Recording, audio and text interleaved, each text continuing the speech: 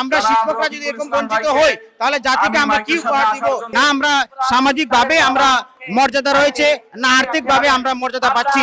আমাদের অনার্স মাস্টার্সের প্রতিষ্ঠান, ডিগ্রি প্রতিষ্ঠান এবং মাদ্রাসা কারিগরি প্রতিষ্ঠানে যে সকল শিক্ষকরা দীর্ঘদিন যাবৎ সরকারি সুযোগ সুবিধা বঞ্চিত, আমরা মানবতার জীবনযাপন করতেছি, না আমরা সামাজিকভাবে আমরা আমাদের মর্যাদা রয়েছে, না আর্থিক ভাবে আমরা মর্যাদা পাচ্ছি।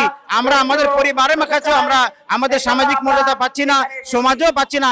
এমনকি আমার প্রতিষ্ঠানে যেখানে ইন্টার সেকশন এমপিও রয়েছে, ডিগ্রি সেকশন এমপিও রয়েছে, এই সকল এমপিও ভুক্ত শিক্ষকদের কাছে আমি নন এমপিও আমি হেয় প্রতিপন্ন। আমরা বিগত অন্তর্বর্তীকালীন সরকারের সময় আমরা দীর্ঘদিন আন্দোলন সংগ্রাম করেছিলাম, যার প্রেক্ষিতে বিগত সরকার সিদ্ধান্ত নিয়েছিলেন যে আমাদেরকে এমপিও দিবেন। এই প্রেক্ষিতে এই বছরের জানুয়ারি মাসে আমাদের কাছ থেকে অনলাইনে আবেদন নেওয়া হয় প্রতিষ্ঠান এমপিও দেওয়ার জন্য।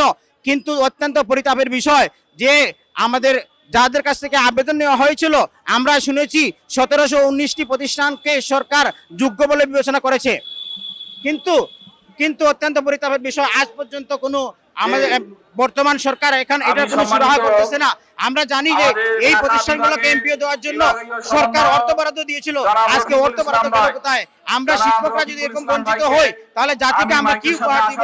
আমরা তো এই সরকারের কাছে আরো বেশি আবেদন করি।